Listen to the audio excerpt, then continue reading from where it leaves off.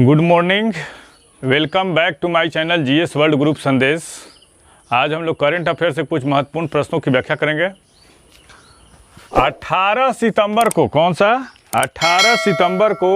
कौन सा दिवस मनाया गया? तो विश्व बांस दिवस मनाया गया। कौन? विश्व बांस दिवस। और सितंबर माह के महत्वपूर्ण दिवस कौन कौन से हैं? तो 1 सितंबर को राष्ट्रीय पोषण सप्ताह मनाया गया। 2 सितंबर को विश्व नारियल दिवस। 3 सितंबर को कौन सा डे मनाया गया? तो गगनचुंबी इमारत दिवस। 5 सितंबर को कौन सा डे मनाया गया? 5 सितंबर को मनाया गया शिक्षक दिवस। और 7 सितंबर को कौन सा डे मनाया गया? ब्राज़ीलियाई स्वतंत्रता दिवस। 8 सितंबर को कौन सा डे मनाया गया? तो 8 सितंबर को अंतर्राष्ट्रीय साक्षरता दिवस मनाया गया। 8 सितंबर को कौन सा डे? अंतर्राष्ट्रीय साक्षरता दिवस। और 8 सितंबर को विश्व भौतिक चिकित्सा दिवस मनाया गया। कौन? इसमें इंपॉर्टेंट कौन है? 8 सितंबर को अंतर्राष्ट्रीय साक्षरता दिवस मनाया जाता है। 8 सितंबर को विश्व भौतिक चिकित्सा दिवस मनाया गया। और नारियल दिवस कब मनाया गया? 2 सितंबर को मनाया गया। 8 सितंबर को अंतर्राष्ट्रीय साक्षरता दिवस। 10 सितंबर को कौन सा डे मनाया गया? विश्व आत्महत्या रोकथाम दिवस। और 11 सितंबर को कौन सा डे मनाया गया? राष्ट्रीय वन शहीद दिवस। और 14 सितंबर को कौन सा डे मनाया गया? 14 सितंबर को मनाया गया हिंदी दिवस। और 15 सितंबर को कौन सा डे मनाया गया? इंजीनियर दिवस। और 15 सितंबर को अन्य कौन सा डे मनाया गया? तो ये लोकतंत्र का अंतर्राष्ट्रीय दिवस मनाया गया 15 सितंबर को। और विश्व ओजोन दिवस कब मनाया गया? तो विश्व ओजोन दिवस मनाया गया 16 सितंबर को विश्व ओजोन दिवस मनाया गया। और विश्व रोगी सुरक्षा दिवस कब मनाया गया? तो ये 17 सितंबर को मनाया गया।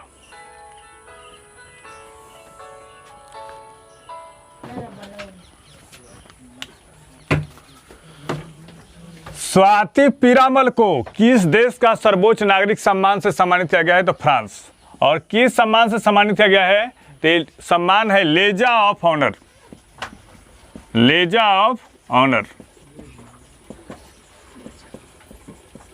और फ्रांस के बारे में हम लोग जान लेते हैं।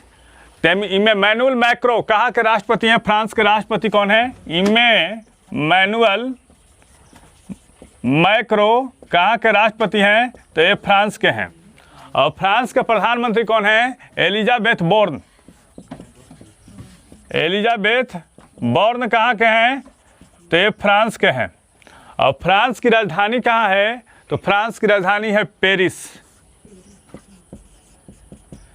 बुर्का पर प्रतिबंध लगाने वाला पहला देश कौन था? तो ये कौन था? फ्रांस था। और विश्व की जन्नत किसको कहा जाता है? तो पेरिस को कहा जाता है। विश्व की जन्नत किसको कहा जाता है? तो ये पेरिस को कहा जाता है। जूरा पर्वत किन 2 देशों के बीच में है? तो जूरा पर्वत जो है फ्रांस और स्विट्जरलैंड के बीच में है। जूरा पर्वत किसके बीच में है? तो ये फ्रांस और स्विट्जरलैंड के बीच में है। किसके बीच? फ्रांस और स्विट्जरलैंड। डोवर जल संधि किन 2 देशों के बीच में है? तो डोवर जल संधि ये ब्रिटेन, यूके और फ्रांस के बीच में है। यूके और फ्रांस के बीच में है। और फ्रांस का सर्वोच्च नागरिक सम्मान कौन सा है? तो legion of honour. The golden star किस देश का सर्वोच्च सम्मान है? तो यह कहाँ का? यह है वियतनाम का। और लेजा ऑफ ऑनर कहाँ का है? यह है फ्रांस का। और जायद सम्मान कहाँ का है? तो यह है यूएई का। और भारत का सर्वोच्च नागरिक सम्मान कौन कौन सा है? तो भारत रत्न है, पद्म विभूषण है, पद्म भूषण है, पद्मश्री है। किस राज्य ने अपने सचिवालय का नाम BR अम्बेडकर के नाम पर रखने की घोषणा की है? यह है तेलंगाना। हाल ही में किन किन जगहों का नाम चेंज हुआ इसके बारे में देख लेते हैं। तो केवड़िया स्टेशन का नाम बदल क्या रखा गया? Ekta Nagar railway station. जो गुड्स गार्ड होते हैं उनका नाम बदल क्या रखा गया? Train manager. फैजाबाद कैंट का नाम बदल क्या रखा गया? अयोध्या जंक्शन रखा गया। मुगल सराय का नाम बदल क्या रखा गया? तो पंडित दीनदयाल उपाध्याय जंक्शन। श्यामा प्रसाद मुखर्जी बंदरगाह कहाँ है? तो ये कलकत्ता बंदरगाह का नाम बदल कर रखा गया। और मध्य प्रदेश के होशंगाबाद डिस्ट्रिक्ट का नाम बदल कर रखा गया? नर्मदापुरम। और कमलापति स्टेशन किसका नाम रख रखा गया है? आप लोग इसको कमेंट बॉक्स में बताएंगे। कमलापति स्टेशन किसका नाम रख रखा गया है? कल के सेशन में हुआ था, यहाँ टेस्ट में, तो आप इसको कमेंट बॉक्स में बताएंगे। और तेलंगाना में कौन कौन से अभयारण्य है इसके बारे में देख लेते हैं। तो कावला अभयारण्य कहाँ है? कावला अभयारण्य कहाँ है? ये तेलंगाना में। पखाल वन्य अभयारण्य कहाँ है? ये है तेलंगाना में। और तेलंगाना की राजधानी कहाँ है? ये हैदराबाद में है। आदिलाबाद ढोका को जीआई टैग दिया गया है। आदिलाबाद ढोकला को जीआई टैग दिया गया है। ये कहाँ का है? ये तेलंगाना का है। कहाँ का? ये तेलंगाना का है। और तेलंगाना में विधानसभा की सीटें कितनी हैं? 119 है। कितना? 119। हाल ही में किस देश ने यूक्रेन को $60 करोड़ के हथियार पैकेज देने की घोषणा की है? ये अमेरिका है। अमेरिका ने युद्धग्रस्त यूक्रेन को $60 करोड़ का हथियार पैकेज देने की घोषणा की है। और यूक्रेन के बारे में जान लेते हैं। यूक्रेन में की राजधानी कहाँ है? कीव है। यूक्रेन के राष्ट्रपति कौन है? व्लादिमीर ज़ेलेंस्की है। यूक्रेन में कौन नदी बहती है? तो नीपर बहती है। और यूक्रेन जो है वो क्या है? वो किस सागर के किनारे है? तो ये काला सागर के किनारे है। कौन? काला सागर के किनारे है। कौन? यूक्रेन। जिसमें ट्रिक होता है, राम नाम बोलोगे तो रशियन क्रेन ट्रक से जाओगे तो क्रेन मतलब क्या होता है? यूक्रेन होता है। अब अमेरिका के बारे में हम लोग जान लेते हैं। तो हाल ही में अमेरिकी जो राष्ट्रपति हैं उन्होंने कौन कौन से संगठन बनाया अभी हाल ही में? तो ITU में सम्मिलित होने वाला देश अमेरिका है। क्वाड में सम्मिलित होने वाला देश अमेरिका है। G20 शिखर सम्मेलन में सम्मिलित होने वाला देश अमेरिका है। अमेरिका के राष्ट्रपति कौन है? जो बाइडेन है। कौन? Joe Biden. और 49 डिग्री पैरेलल लाइन किन देशों के बीच में है? तो अमेरिका और कनाडा के बीच में है। हाल ही में कहाँ के वैज्ञानिक ने टीबी का वैक्सीन देने के लिए नई विधि को तैयार किया है? यह है IISc बेंगलोर। और भारत ने टीबी को खत्म करने का लक्ष्य कब तक रखा है? 2025 तक। मलेरिया को खत्म करने का लक्ष्य कब तक रखा है? 2030 तक। एड्स को खत्म करने का लक्ष्य कब तक रखा है? 2030 तक रखा है। और भारत ने कार्बन न्यूट्रल रहने का लक्ष्य कब तक रखा है? ये रखा है 2070 तक। और भारत ने विकसित देश बनने का लक्ष्य कब तक रखा है? ये रखा है 2047 तक। तो ये सारा कंटेंट है, फिर से बोल रहे हैं। टीबी खत्म करने का लक्ष्य 2025 तक, मलेरिया खत्म करने का लक्ष्य 2030 तक, एड्स को खत्म करने का लक्ष्य 2030 तक, कार्बन न्यूट्रल रहने का लक्ष्य 2070 तक, और विकसित देश बनने का लक्ष्य कब तक रखा है? 2047 तक। पूछ सकता है क्वेश्चन। BLOE पत्रिका हाल ही में किसने जारी किया है? ये चुनाव आयोग। चुनाव आयोग में कितने सदस्य होते हैं? तो चुनाव आयोग में 3 सदस्य होते हैं। कितने? पहले मुख्य चुनाव आयुक्त कौन थे? सुकुमार सेन। और अभी कौन है? आप कमेंट बॉक्स में बताएंगे।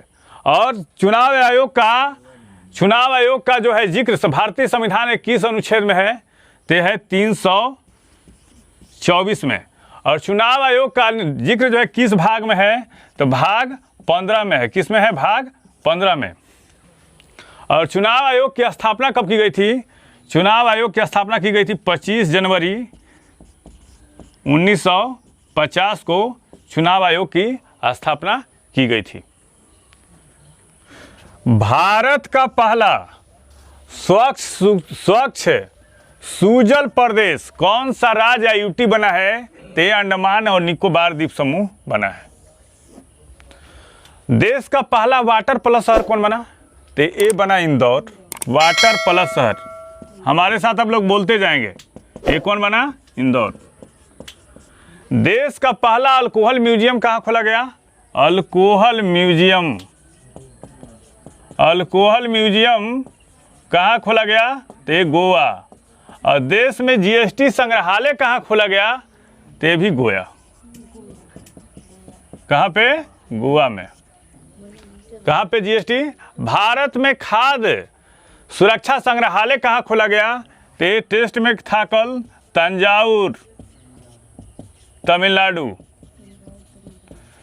देश में डुगोंग संरक्षण केंद्र कहाँ खोला गया? डुगोंग संरक्षण केंद्र, डुगोंग संरक्षण केंद्र कहाँ खोला गया? ये तमिलनाडु में है। अब भारत का पहला रबड़ बांध किस राज्य में बना? तो भारत का पहला रबड़ बांध ये आंध्र प्रदेश में बना, दूसरा बिहार में फल्गु पे, आंध्र प्रदेश में बना। कहाँ पे? आंध्र प्रदेश में। और देश में नई शिक्षा नीति को लागू करने वाला पहला राज्य कौन बना? ये बना कौन? हिमाचल प्रदेश। हिमाचल प्रदेश।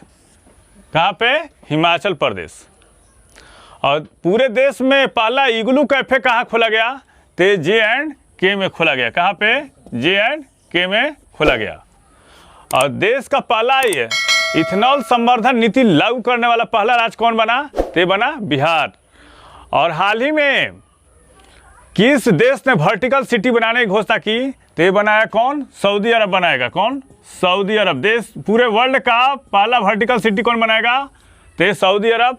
और पूरे वर्ल्ड का पहला गैर लाभकारी शहर कौन बनाएगा? तो सऊदी अरब बनाएगा। और कौन ऐसा देश है जिसने वन्य जीवों को अधिकार मान्यता प्रदान की? तो कौन है? इक्वेडोर। वन्य जीवों को अधिकार मान्यता प्रदान करने वाला पहला देश कौन बना? इक्वेडोर बना। कौन? इक्वेडोर। तो काफ़ी इंपॉर्टेंट है कंटेंट। इसमें क्या समझा है? वाटर प्लस शहर इंदौर, GST संग्रहालय गोवा, नई शिक्षा नीति लागू करने वाला हिमाचल प्रदेश, अल्कोहल म्यूजियम गोवा, देश का पहला इग्लू कैफे J&K, डुगोंग संरक्षण केंद्र तमिलनाडु, और खाद्य सुरक्षा संग्रहालय कहाँ पे? तमिलनाडु। और एक और दो क्वेश्चन और इम्पोर्टेंट है। एल रूट सर्वर स्थापित करने वाला भारत का पहला राज्य कौन बना? L root server. L root server स्थापित करने वाला भारत का पहला राज्य, जो पहला होता है वो खास होता है कहीं पे भी। तो कौन है? ये राजस्थान। और किस राज्य ने अपना पहला बर्ड एटलस जारी किया? तो बर्ड एटलस कौन जारी किया था? बर्ड एटलस किसने जारी किया? केरल ने। बर्ड एटलस किस राज्य ने जारी किया? और किस राज्य ने अपने नई इंटरनेट नीति को जारी किया? नई इंटरनेट नीति ये किसने जारी किया? ये भी किसने किया? केरल ने। इतने सारे इंपॉर्टेंट कंटेंट हैं, 10-12 क्वेश्चन यहाँ से निकल गए, आप लोग ध्यान में रखेंगे। हाल ही में लॉजिस्टिक नीति का शुभारंभ किसने किया? तो PM नरेंद्र मोदी ने। और लॉजिस्टिक नीति क्या होता है? जो देश की अर्थव्यवस्था है, उन्होंने कहा कि चीते की रफ्तार से चले, क्योंकि जाके वहाँ पे नामीबिया से जो 8 चीते आए थे उन्होंने कूनो पालपुर में छोड़ा, और उन्होंने लॉजिस्टिक नीति की शुरुआत की। उन्होंने कहा कि देश की जो अर्थव्यवस्था है वो चीते की रफ्तार से चले, 2047 तक भारत जो है वो विकसित देश बन जाए। राजभाषा कीर्ति पुरस्कार हाल ही में किसे दिया गया? CSIR। CSIR मतलब क्या होता है? वैज्ञानिक एवं अनुसंधान परिषद। पूछता है CSIR मतलब क्या होता है? वैज्ञानिक एवं अनुसंधान परिषद। वैज्ञानिक एवं अनुसंधान परिषद। और इसकी स्थापना कब हुई थी? 1942 ईस्वी में। और ये सचिवालय सहायक 2010 का क्वेश्चन था, अभी तक याद है हमको। उसकी CSIR का अध्यक्ष कौन होता है? तो PM होता है। ठीक है, कौन होता है? प्रधानमंत्री CSIR का अध्यक्ष होता है। और स्थापना कब? 1942 ईस्वी में। और राजभाषा कीर्ति पुरस्कार कह रहा है, ये मिनिस्ट्री ऑफ होम अफेयर्स के द्वारा दिया जाता है। किसके द्वारा? Ministry of home affairs. Ministry of home affairs मतलब गृह मंत्रालय के द्वारा दिया जाता है। राजभाषा विभाग किस मंत्रालय के अधीन काम करता है? तो गृह मंत्रालय के अधीन काम करता है। और ये सम्मान कहाँ दिया गया? ये दिया गया है कहाँ पे? इंदौर में एक सम्मेलन में दिया गया है। और किस पत्रिका को? तो आपका जाना पहचाना पत्रिका है कौन? CSIR की एक पत्रिका आती है विज्ञान प्रगति, जो हम लोग बचपन से पढ़ते आ रहे हैं, उसी को दिया गया। कंटार ब्रांड्स इंडिया 2022 की रिपोर्टों के अनुसार भारत का सबसे मूल्यवान ब्रांड कौन बना? तो टाटा कंसल्टेंसी बना है। कौन? टाटा कंसल्टेंसी। आप लोग बताइएगा ये कंटेंट कैसा रहा, अगर हमारी मेहनत में कहीं खामी है तो कमेंट बॉक्स में ज़रूर लिखें। हम बहुत मेहनत से कंटेंट लाते हैं और थोड़ा इस चैनल को आगे बढ़ाइए आप लोग के रही था। अगर अच्छा लगता है तो थैंक यू।